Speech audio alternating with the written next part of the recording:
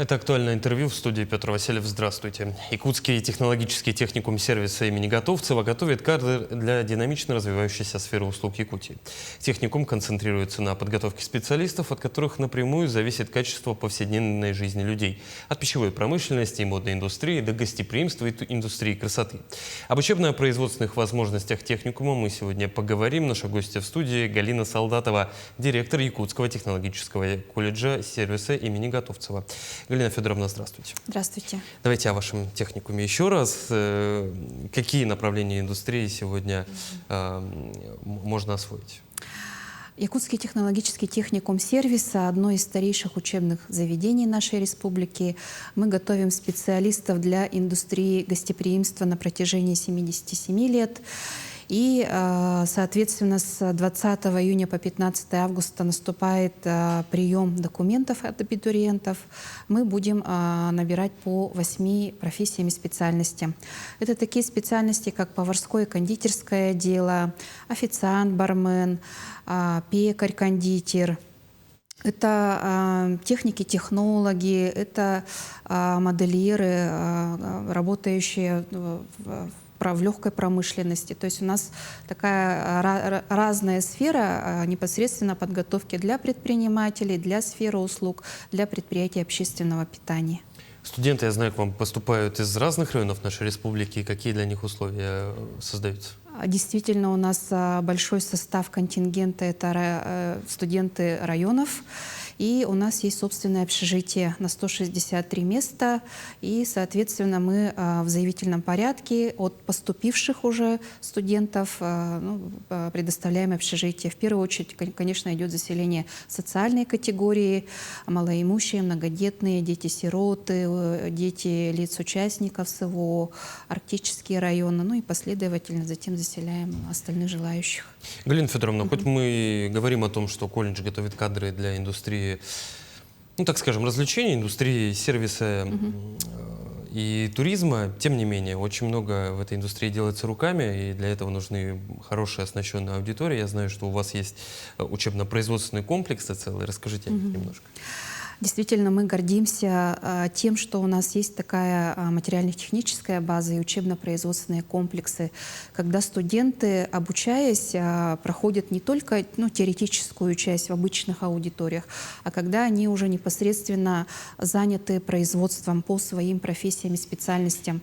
У нас есть своя хлебопекарня, свой кондитерский цех, своя столовая, кафе, где мы непосредственно осуществляем не только прохождение учебных практик ребят, но и практических занятий, практическую подготовку.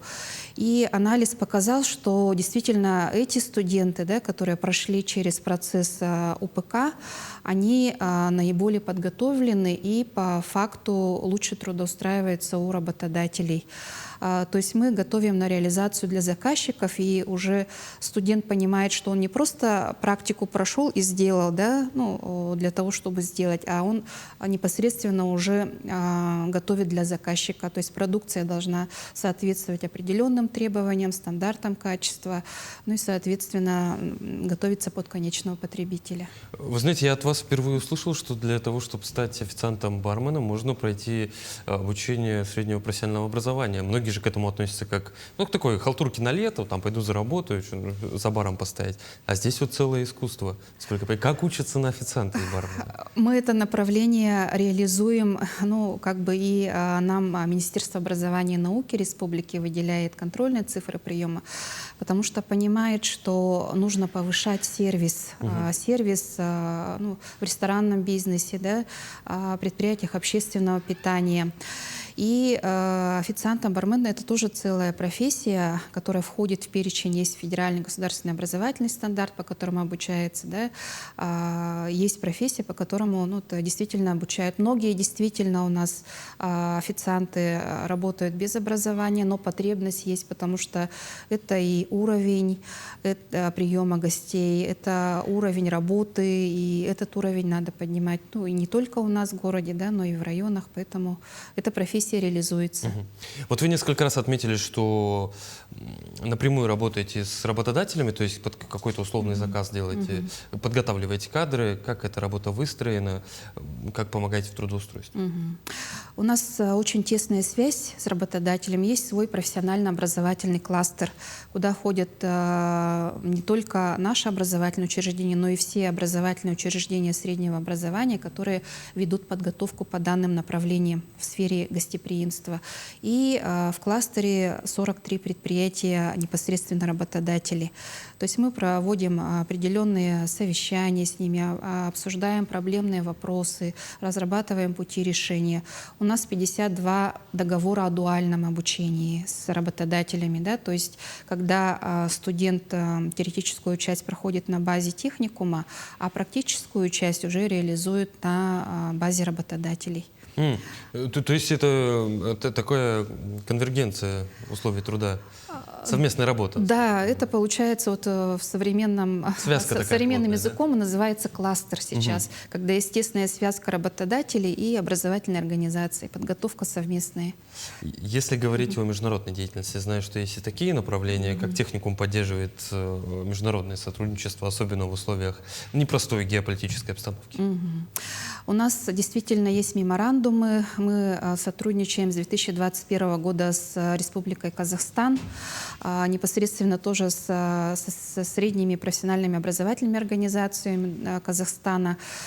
Есть мероприятия, в которых мы ежегодно принимаем участие. Это международный гастрономический фестиваль Астауфест. То есть наши мастера, студенты выезжают на данный фестиваль и выступают очень достойно. Вот наша девочка Яковлева Лиля заняла гран-при по номинации «Шеф-повар» в 2025 году. Вот, и в 2025 году мы заключили еще одно соглашение с другим колледжем. То есть мы действительно вот обмениваемся опытом, а как реализуется обучение, допустим, студентов в Казахстане, как у нас, какие конкурсы есть.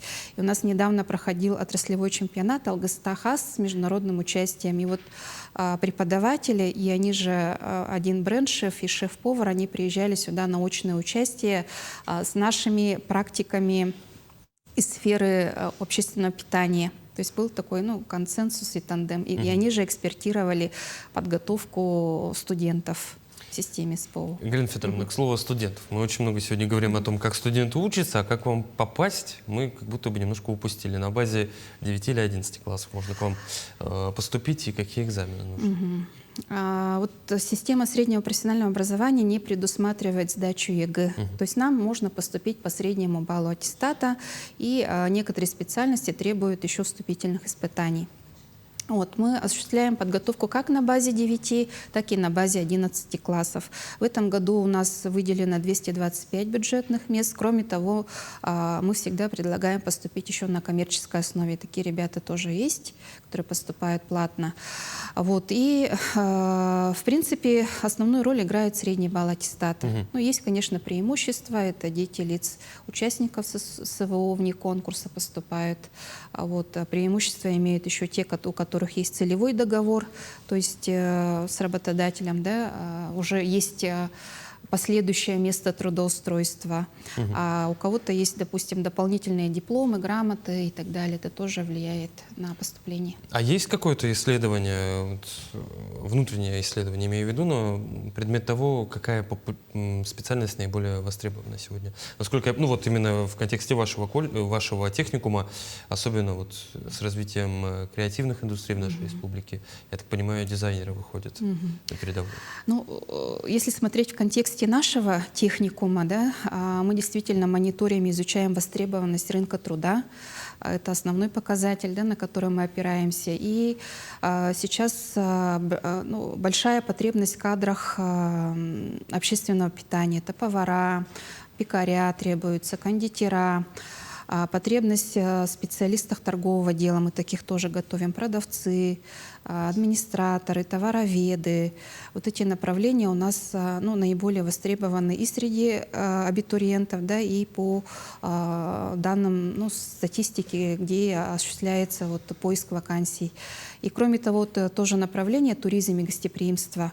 В прошлом году у нас было 15 человек на место на данную специальность, и она оказалась самой востребованной среди абитуриентов. Это тоже перспективное направление. Галина Федоровна, поскольку мы сегодня с вами говорим о сфере услуг, так или иначе, хочу про выпускников поговорить. Удавалось ли встречаться с ними где-то, пересекаться, на какой-то из сфере услуг и понимать, мы воспитали классного специалиста? На самом деле это происходит всегда. И мы не только с ними встречаемся, мы их видим по телевидению. Например, у нас сейчас один из выпускников, это Владимир Герасимов, он участвует на телеканале «Пятница». Вот это на ножах? Да, это да, «Молодые ножи, новая кровь». Это наш выпускник, мы за него болеем, он вошел в финал. И действительно, когда посещаешь предприятия, где работают выпускники, мы всегда рады, что наши выпускники работают по специальности, где-то кто-то, возможно, занимает хорошие... Вообще специалисты нужны и в сфере ресторанного бизнеса, и в сфере столовых. Поэтому ребята разные, выбирают разные направления, но они востребованы всегда. Это самое главное. Галина Федоровна, где можно найти всю информацию о техникуме? Где, куда, что подать, когда начинается? У нас есть свой официальный сайт ekt.ttsobr.gov.ru. Можно в любом браузере, в поисковике набрать. Да? Наши номера 32 23 72. Адрес приемной компании — это Чернышевского, 74, недалеко от ТРК «Азия». Можно нас там найти. И у нас есть свои соцсети. Макс, ВКонтакте. Можно подписаться и найти информацию. Самый главный вопрос, когда начинается приемная кампания у вас в этом году? С 20 июня ждем. То есть с 20 июня уже абитуриенты могут выстраиваться дружными рядами у вас? Да, можно. И сейчас еще есть возможность подать через госуслуги заявление. И, по-моему, в скором времени можно будет это делать через наш отечественный сервис, но пока загадывать не будем. Галина Федоровна, я благодарю вас за интересную беседу. Желаю вам интересного наступающего учебного года, который у вас стартует с начала приемной комиссии. И, конечно же, будем непременно ждать, как себя еще проявят ваши выпускники. Спасибо большое. Вы смотрели «Актуальное интервью». До встречи.